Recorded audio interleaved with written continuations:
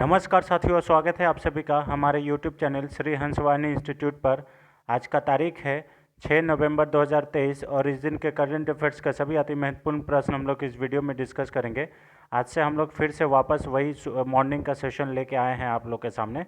तो हर दिन हम लोग सुबह में ही वीडियो को आपके सामने लेकर आएंगे करंट अफेयर्स का। अगर आप चैनल पर नए हैं तो चैनल को ज़रूर सब्सक्राइब कर लें और अन्य लोगों के साथ भी शेयर करें।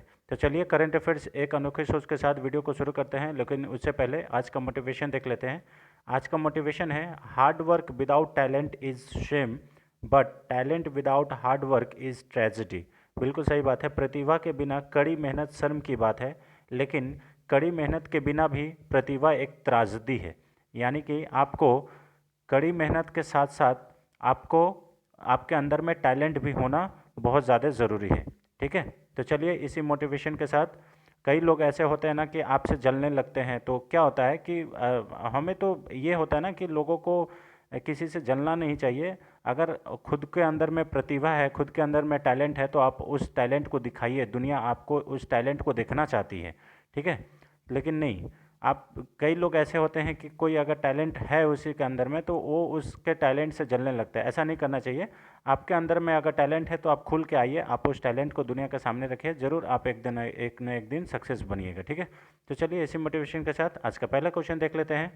आज का पहला क्वेश्चन है, हाल ही में निम्नलिखित में से कौन सा संगठन प्रोजेक्ट कुशा के तहत लंबी दूरी की वायु रक्षा प्रणाली आयरन डोम रक्षा प्रणाली का भारतीय संस्करण विकसित करेगा? वेरी वेरी इंपॉर्टेंट क्वेश्चन है फ्रेंड, है ना। डिफेंस पॉइंट ऑफ व्यू से ये इतना इंपॉर्टेंट क्वेश्चन है कि किसी न किसी एग्जाम में आपको देखने को मिल जाएगा। और ऐसे भी क्वेश्चन पूछ सकता है कि प्रोजेक्ट कुशा क्या है। तो प्रोजेक्ट कुशा एक डिफेंस सिस्टम से रिलेटेड ये है, प्रोजेक्ट है, इसे याद कर लीजिएगा। ठीक है, तो ये क्या है, आप लोग देखे होंगे अभी इजराइल और हमास के बीच में बहुत सारा बहुत युद्ध चल रहा है, आप देखे होंगे। ठीक है, क्योंकि हमास जो है वो इजराइल का आतंकवादी संगठन है। उसी प्रकार से लेबनान में भी हिजबुल्ला एक आतंकवादी संगठन है। तो दोनों से इजराइल का अभी वार चल रहा है। और उसी वार में आप देखे होंगे कि उसी वार के में आपको आयरन डोम पद्धति देखने को मिला होगा, जो ऑटोमेटिकली आने वाले जो अन्य देश से मिसाइल है उसको हवा में ही मार गिराती है। तो उसी का आयरन डोम का एक भारतीय संस्करण बनाने का बात कर रहा है। और ये कौन बना रहा है? तो DRDO, defence research and development organisation, DRDO। ठीक है, इसे याद कर लीजिएगा। ऑप्शन नंबर ए इसका सही आंसर है। और किस प्रोजेक्ट के तहत बनाने का बात हो रहा है? तो प्रोजेक्ट कुशा के तहत हो रहा है। ठीक है, ठीक इसी प्रकार से आयरन डोम पद्धति के ही तरह जैसा S-400 भी काम करता है, याद कर लीजिएगा, जो भारत रसिया से खरीदा है, इसे याद कर लीजिएगा। ठीक है, S-400। अब 400 ये 400 मीटर का दूरी का ये पहले से ही तैयार रहता है मार गिराने का। ठीक है, देखिए, हाल ही में रक्षा अनुसंधान एवं विकास संगठन आयरन डोम रक्षा प्रणाली का भारतीय संस्करण विकसित करेगा। आयरन डोम वायु रक्षा प्रणाली इजराइल हमास युद्ध के में बहुत आकर्षित का केंद्र रहा था। ये जो DRDO है, ये प्रोजेक्ट कुशा के तहत लंबी दूरी की वायु रक्षा प्रणाली विकसित कर रहा है। ये प्रणाली लंबी दूरी तक क्रूज मिसाइल या फिर स्टील्थ फ्रिगेट जैसे और ड्रोन सहित दुश्मन के प्रोजेक्टाइल और कवच का पता लगाने और उन्हें नष्ट करने में भी सक्षम होगा। ठीक है, देखिए, स्टील्थ टेक्नोलॉजी क्या होता है? स्टील्थ टेक्नोलॉजी आप लोग देखे होंगे कि वो रडार का पकड़ में नहीं आता है। ठीक है, इसलिए उसको स्टील्थ टेक्नोलॉजी बोलते हैं। और कई लोग अपने स्टील्थ टेक्नोलॉजी का इस्तेमाल करके रडार का पकड़ में नहीं आता है और वो हमला कर लेते हैं। ठीक है, तो स्टील्थ टेक्नोलॉजी भी ऐसा होगा कि जो स्टील्थ टेक्नोलॉजी यहाँ पे आएगा। ठीक है, चलिए, साथ ही में जस्ट अ मिनट फ्रेंड्स, साथ ही यह स्वदेशी प्रणाली लंबी दूरी का निगरानी और अग्नि नियंत्रण रडार और इंटरसेप्टर मिसाइलें भी शामिल होगा। यह 150 किलोमीटर से 200 किलोमीटर की दूरी पर लक्ष्य का पता लगाने और उसे नष्ट करने में सक्षम होगा। ठीक है, प्रोजेक्ट कुशा को 5 स्क्वाड्रन के लिए 21,700 करोड़ रुपए के परिव्यय के साथ मंजूरी मिल गई है। ठीक है, और याद कर लीजिएगा, इसे 2028-29 तक तैनात करने की योजना बनाई जा रही है। ठीक है, तो ये इम्पॉर्टेंट है, इसे याद कर लीजिएगा। चलिए अब डीआरडीओ की बात करें तो डीआरडीओ का स्थापना 1958 में किया गया था और इसका जो मुख्यालय है नई दिल्ली में है और अभी at present Sameer V Kamath जो है ये डीआरडीओ के चेयरमैन है। देखिए ये S-400 भी इसी प्रकार से काम करता है कि अगर कोई इधर से मिसाइल कर रहा है तो इसका जो रडार है वो डिटेक्ट कर लेगा और ऊपर में ही मिसाइल को मार गिराएगा यहीं पे। तो ये भारत का आयरन डोम है, ये भी याद कर लीजिएगा। ये मिसाइल को भारत में आने वाले सभी मिसाइलों को हवा में ही मार गिराएगा, ठीक है। इसीलिए चलिए क्वेश्चन नंबर 2 पे आते हैं। हाल ही में किस देश के शिक्षा मंत्री ने दोनों देशों के बीच शैक्षणिक सहयोग को मंजूरी देने के लिए एक समझौते ज्ञापन पर हस्ताक्षर किए हैं? तो in which two country is educational ministers signed an MOU to fortified educational corporation between the two countries? तो ये किया है भारत और संयुक्त अरब अमीरात के द्वारा। ऑप्शन नंबर डी इसका सही आंसर है, ठीक है। यहाँ पे देखिए भारत के शिक्षा मंत्री धर्मेंद्र प्रधान और UAE के जो शिक्षा मंत्री है अहमद अल फलासी के द्वारा ये साइन किया गया है, ठीक है। इस समझौते ज्ञापन का जो उद्देश्य है छात्र और संकाय की गतिशीलता को सुविधाजनक बनाना। मंत्रियों ने शिक्षा और कौशल विकास में अपनी द्विपक्षीय गतिविधियों की समीक्षा की है। उन्होंने विशेष रूप से G20 ढांचे के हिस्से के रूप में चौथे शिक्षा कार्य समूह के मौके पर अपनी पिछली बैठक के बाद हासिल की गई प्रगति पर ध्यान केंद्रित किया है। उन्होंने भारत और संयुक्त अरब अमीरात के बीच विनिमय कार्यक्रमों को सुविधाजनक बनाने के तरीकों पर भी इसमें चर्चा किया है। MOU से एक संयुक्त कार्य समूह का निर्माण होगा, ऐसा कहा गया है, ठीक है। इसकी अध्यक्षता भारत और संयुक्त अरब अमीरात के शिक्षा मंत्रालय के प्रतिनिधित्व बारी बारी से करते रहेंगे, ठीक है। तो याद रखिएगा यूनाइटेड अरब अमीरात के बीच में ये सहयोग हुआ है, ठीक है। चलिए क्वेश्चन नंबर 3 पे आते हैं। हाल ही में रक्षा मंत्री श्री राजनाथ सिंह के द्वारा निम्नलिखित में से किस शहर में इंडिया मैन्युफैक्चरिंग शो का उद्घाटन किया गया है? तो ये किया गया है बेंगलुरु में। ऑप्शन नंबर ए इसका सही आंसर है। बेंगलुरु में इंडिया मैन्युफैक्चरिंग शो का उद्घाटन किया गया है। 2 नवंबर को ये 3 दिवसीय उद्घाटन किया गया था, ठीक है, यानी कि ये कल तक चला है। लघु उद्योग भारती और IMS फाउंडेशन संयुक्त रूप से इस शो का आयोजन किया था। यह शो रक्षा मंत्रालय के रक्षा उत्पादन विभाग द्वारा किया गया था और इसका जो विषय केंद्रित है वो make in India make for the world ये है, इसे याद कर लीजिएगा। इंडिया मैन्युफैक्चरिंग शो का जो छठा संस्करण है वो प्रदर्शित करने के लिए विभिन्न क्षेत्रों में अपनी प्रौद्योगिकियों और उपकरणों और अनुसंधान एवं विकास को प्रदर्शित करने के लिए एक मंच के रूप में काम करेगा, ठीक है। इनमें से कुछ क्षेत्रीय एक्सपोज एरोस्पेस और रक्षा इंजीनियरिंग, स्वचालन, रोबोटिक्स और ड्रोन जैसे इसमें क्षेत्र में निर्णय लिया जा रहा है। यह इसमें प्रदर्शनी है, ठीक है। इसका लक्ष्य है प्रतिभागियों को व्यावसायिक और ज्ञान साझाकरण संभावनाओं तक पहुंच प्रदान करते हुए सबसे प्रतिभाशाली दिमाग, नवीनीकरण या कि नवीनतम तकनीकों और सर्वोत्तम प्रथाओं को एक साथ लाना है। ये इस बार का इसका मेन उद्देश्य है, ठीक है। चलिए क्वेश्चन नंबर 4 पे आते हैं। हाल ही में किस देश ने व्यापक परमाणु प्रशिक्षण प्रतिबंध संधि के अनुसमर्थन को रद्द करने के लिए एक विधेयक पारित किया है? तो ये किया है रशिया के द्वारा। ऑप्शन नंबर ए इसका सही आंसर है। देखिए यहाँ पे रशिया के जो राष्ट्रपति व्लादिमीर पुतिन है वो CBDT संधि से रूसी अनुसंधान रद्द करने के लिए एक विधेयक पारित कर दिए हैं। यह सरकारी वेबसाइट पर प्रकाशित एक आदेश के अनुसार पुतिन ने व्यापक परमाणु प्रशिक्षण प्रतिबंध संधि पर रूस के अनुसमर्थन को रद्द करने वाले विधेयक पर हस्ताक्षर कर दिए हैं। रूस ने कहा कि विधेयक का मुख्य उद्देश्य है संयुक्त राज्य अमेरिका के साथ समानता बहाल करना, जिसने कभी CBDT का अनुमोदन नहीं किया, ठीक है। और व्यापक परमाणु प्रशिक्षण प्रतिबंध संधि परमाणु हथियार प्रशिक्षण, विस्फोटों और किसी भी अन्य परमाणु विस्फोटों पर प्रतिबंध लगाने के लिए एक बहुपक्षीय संधि है, ठीक है, याद कर लीजिएगा। यानी कि इस संधि के द्वारा ये सारा निर्णय लिया गया था कि कोई भी परमाणु हथियार बिना पूछे या बिना किसी को बताए अपने देश में प्रशिक्षण नहीं करेगा, ठीक है। चलिए इसमें देखिए the China USA, China, India, Pakistan, north Korea, Israel, Iran and Egypt have ratified this treaty, ठीक है, ये रेटिफाई कराया गया था टीटी को। अब देखिए क्वेश्चन नंबर 5 पे आते हैं। विश्व सुनामी जागरूकता दिवस ये कब मनाया जाता है? तो ये मनाया जाता है 5 नवंबर को। ऑप्शन नंबर डी इसका सही आंसर है। ठीक है, 5 नवंबर को विश्व सुनामी दिवस मनाया जाता है, विश्व सुनामी जागरूकता दिवस। ठीक है, उसके बाद इसे सुनामी के बारे में जागरूकता फैलाने के लिए मनाया जाता है। विश्व सुनामी जागरूकता दिवस जो है वो 2023 का थीम क्या है? लचीले भविष्य के लिए असमानताओं से लड़ना, ये इस बार का थीम है। 2004 की हिंद महासागर की सुनामी पिछले 100 वर्षों में किसी भी आपदा के से अधिक खतरनाक थी जो 2004 में सुनामी आया था। ठीक है, सुनामी से 14 देश प्रभावित हुए और सबसे अधिक प्रभावित देश थाईलैंड था। 2015 में संयुक्त राष्ट्र महासभा यूएनजीए ने 5 नवंबर को विश्व सुनामी जागरूकता दिवस के रूप में घोषित किया था।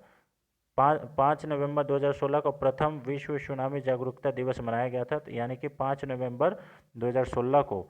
अगर पूछ लिए आपसे कि किस वर्ष विश्व सुनामी जागरूकता दिवस पहली बार मनाया गया था, तो 2016 में होगा, ये याद कर लीजिएगा। सुनामी एक जापानी शब्द है जिसका अर्थ होता है बंदरगाह लहर।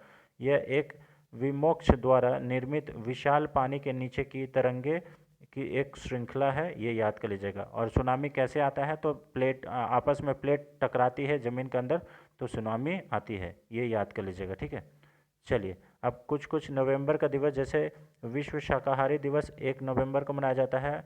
ऑयल सेंट्स डे ये भी 1 नवंबर को मनाया जाता है। राज्योत्सव दिवस यानी कि कर्नाटक का स्थापना दिवस, ये भी 1 नवंबर को मनाया जाता है।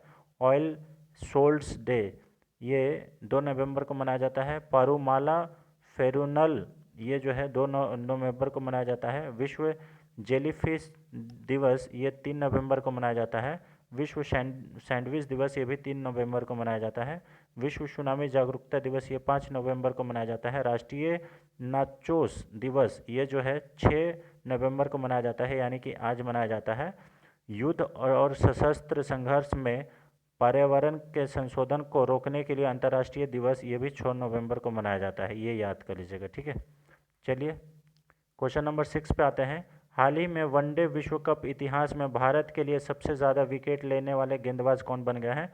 तो none other than Mohammed Shami. Option number A इसका सही आंसर है। मोहम्मद शमी अभी बन गया है वनडे इतिहास में, विश्व कप के इतिहास में वनडे में सबसे ज़्यादा भारत की तरफ से विकेट लेने वाले मोहम्मद शमी बन गए हैं। ठीक है, ये कब किए? तो ये भारत बनाम श्रीलंका का जो मैच मुंबई में 2 नवंबर को हुआ था, वहाँ पे इन्होंने ऐसा कारनामा कर दिखाया है। ये इन्होंने 45 विकेट लेकर जहीर खान और जवागल श्रीनाथ को पीछे छोड़ दिए हैं, ये याद कर लीजिएगा। ठीक है, 45 विकेट लेकर। शमी एक दिवसीय विश्व कप के इतिहास में सर्वाधिक विकेट लेने वाले खिलाड़ियों के शीर्ष 10 सूची में भी शामिल हो गए, जिससे ग्लेन मैकग्रोथ के 71 विकेट सबसे ऊपर है। मिचेल स्टार्क और ट्रेंट बोल्ट एकमात्र सक्रिय अंतर्राष्ट्रीय क्रिकेटर हैं जो क्रमश 56 और 49 विकेट के साथ शमी से ऊपर है, ये याद कर लीजिएगा। ठीक है, इसके अलावा शमी ने श्रीलंका के खिलाफ अपना तीसरा विश्व कप 5 विकेट लेने की उपलब्धि भी हासिल की। शमी अब वनडे वर्ल्ड कप में सबसे ज़्यादा 5 विकेट लेने वाले एकमात्र स्टार्क के बराबरी कर रहे हैं, ये भी याद कर लीजिएगा। ठीक है, चलिए क्वेश्चन नंबर 7 पे आते हैं। निम्नलिखित में से कौन सा इन हाउस सॉफ्टवेयर है जिसे चुनाव आयोग के द्वारा उम्मीदवारों और चुनाव प्रबंधन के लिए विकसित किया गया है? तो देखिए, चुनाव आयोग के द्वारा ये सॉफ्टवेयर बनाया गया है, इन हाउस सॉफ्टवेयर, जिससे क्या करेगा चुनाव आयोग? तो वो जो है चुनाव आयोग उम्मीदवारों का भी मैनेजमेंट करेगा और चुनाव का भी प्रबंधन करेगा। तो इस सॉफ्टवेयर का नाम है एनकोर। एनकोर ये सॉफ्टवेयर का नाम है। ठीक है, हिंदी नहीं समझ के एनकोर इंग्लिश में समझिएगा, एनकोर नाम है। ऑप्शन नंबर ए इसका सही आंसर है। ठीक है, एनकोर का अर्थ होता है वास्तविक समय के वातावरण पर संरक्षण सक्षम करना। इससे रिटर्निंग अधिकारी को नामांकन, सत्यापन, शपथ पत्र, मतदाता संख्या, वोटों की गिनती, चुनाव परिणाम और डेटा प्रबंधन की प्रक्रिया में सुविधा होगी। ठीक है, एनकोर स्क्रूटिनी एप्लीकेशन नामक एक अन्य एप्लीकेशन रिटर्निंग अधिकारी को उम्मीदवारों द्वारा ऑनलाइन दाखिल किए गए नामांकन की जांच करने की अनुमति देता है। ठीक है, ईसीआई के पास नामांकन और शपथ पत्र भरने के लिए भी एक ऑनलाइन पोर्टल होगा, ये याद कर लीजिएगा, इंपॉर्टेंट है। ठीक है, राजीव कुमार अभी चीफ इलेक्शन कमिश्नर है, ये भी याद कर लीजिएगा, भारत के इंपॉर्टेंट है। चलिए क्वेश्चन नंबर 8 पे आते हैं। हाल ही में वित्त मंत्री निर्मला सीतारमण ने निम्नलिखित में से किस देश में भारतीय स्टेट बैंक का उद्घाटन किए हैं? तो ये श्रीलंका के त्रिकोमाली में भारत के वित्त मंत्री निर्मला सीतारमण भारतीय स्टेट बैंक का एक ब्रांच ओपन किए हैं। ऑप्शन नंबर ए इसका सही आंसर श्रीलंका। ठीक है, श्रीलंका के त्रिकोमाली में, याद कर लीजिएगा। ठीक है, और स्टेट बैंक ऑफ इंडिया के अभी ब्रांड एम्बेसडर कौन बने हैं? तो महेंद्र सिंह धोनी बने हैं, ये भी याद कर लीजिएगा। ठीक है, चलिए क्वेश्चन नंबर, अच्छा इससे रिलेटेड कुछ इंपॉर्टेंट यहाँ पे बातें, सारा चीज़ हो ही गया है। यहाँ पे देखिए, हाल ही में भारत और श्रीलंका के बीच ECTA समझौते पर 12वें दौर की वार्ता संपन्न हुई। भारत और श्रीलंका के आर्थिक और प्रौद्योगिकी सहयोग समझौते यानी कि ETCA पर 12वीं दौर की वार्ता श्रीलंका के कोलंबो में संपन्न हुआ। ये द्विपक्षीय आर्थिक संबंधों को पुनर्जीवित करने के लिए दिशा में एक महत्वपूर्ण कदम है, इसे याद कर लीजिएगा। चलिए क्वेश्चन नंबर 9 पे आते हैं। हाल ही में एडेलगिव हुरुन इंडिया परोपकारी सूची 2023 के अनुसार किसने भारत का सबसे उदार होने का खिताब बरकरार रखा है? तो अभी देखिए, EdelGive Hurun India philanthropy list 2023 में अभी Shiv Nadar, option number C जो है शिव नादर, ये भारत के सबसे उदार व्यक्ति होने का खिताब अपने पास रखा है। ऑप्शन नंबर सी इसका सही आंसर है, शिव नादर। शिव नादर जो है ये HCL टेक के संस्थापक शिव नादर ने एडेलिव हुरुन इंडिया परोपकारी सूची 2023 में शीर्ष स्थान पर है। उन्होंने 5 साल में तीसरी बार भारत के सबसे उदार व्यक्ति होने का खिताब जीता है। 5.6 करोड़ रुपए के दैनिक दान के साथ उन्होंने वर्ष के दौरान कुल 2042 करोड़ रुपए दान किए हैं। 1774 रुपये के वार्षिक दान के साथ विप्रो के अजीम प्रेम जी दूसरे स्थान पर रहे हैं, ये याद कर लीजिएगा। इसमें यानी कि कौन कितना सबसे ज़्यादा दान किया है, इसके हिसाब से ये है। ठीक है, एक बार फिर लेखिका रोहिणी नीलेकनी सबसे उदार महिला के रूप में सामने आई है। तो ये जो लेखिका है, अगर महिला में पूछ ले तो लेखिका रोहिणी नीलेकनी जो है ये सबसे उदार महिला बन के आई हैं। ठीक है, चलिए जेरोधा का यह सह संस्थापक निखिल कामत इस सूची में सबसे कम उम्र के हैं, ये भी याद कर लीजिएगा। ठीक है, क्वेश्चन नंबर 10 फ्रेंड्स, आज का लास्ट क्वेश्चन। हाल ही में निम्नलिखित में से किस मंत्रालय ने चुनावी साक्षरता को बढ़ावा देने के लिए भारत के चुनाव आयोग के साथ एक समझौते ज्ञापन पर हस्ताक्षर किया है? तो ये किया गया है मिनिस्ट्री ऑफ एजुकेशन के द्वारा। ऑप्शन नंबर ए इसका सही आंसर है, यानी कि ministry of education and chief election commission of India दोनों आपस में एक MOU साइन किए हैं। क्यों किए हैं? क्योंकि ये चुनाव के बारे में, वोट के बारे में, अपना अधिकार के बारे में लोगों में जागरूकता फैलाने के लिए ये MOU साइन किया गया है। ठीक है, टू प्रमोट इलेक्ट्रल लिटरेसी, ठीक है ना, याद कर लीजिएगा, यानी कि चुनावी साक्षरता को बढ़ावा देने के लिए ये MOU साइन हुआ है, इसे याद कर लीजिएगा। ठीक है, देश भर में कक्षाओं में चुनावी साक्षरता लाने के लिए भारत के चुनाव आयोग और शिक्षा मंत्रालय के बीच एक समझौता ज्ञापन पर हस्ताक्षर हुआ है। समझौता ज्ञापन संस्थागत ढांचे और विकास के लिए एक रोड मैप प्रदान करता है जो स्कूलों और कॉलेजों में चुनावी साक्षरता को एम्बेड करना चाहता है। ठीक है, MOU के हिस्से के रूप में मतदाता शिक्षा चुनावी साक्षरता को 6वीं से लेकर 12वीं कक्षा के पाठ्यक्रम में शामिल किया जाएगा। इससे नए मतदाताओं को चुनावी भागीदारी के लिए तैयार करने में मदद मिलेगी। MOU के अनुसार स्कूली पाठ्य पुस्तकों में चुनावी साक्षरता पर सामग्री NCERT द्वारा शामिल की जाएगी। 18 वर्ष की आयु प्राप्त करने वाले प्रत्येक छात्र को मतदाता पहचान पत्र प्रदान करने के लिए ECI द्वारा एक मजबूत तंत्र विकसित किया जाएगा। ठीक है, ये समझौते में ये सब सारा चीज़ लिखा हुआ है। ठीक है, तो ये रहा फ्रेंड्स आज का 10 अति महत्वपूर्ण प्रश्न। आई होप आपको वीडियो पसंद आया होगा। अगर वीडियो पसंद आता है तो हमारा वीडियो को लाइक करें और चैनल पर नया है तो चैनल को जरूर सब्सक्राइब कर ले। ठीक है, thanks for watching friend, thank you so much. मिलते हैं नेक्स्ट वीडियो में, तब तक के लिए जय हिंद।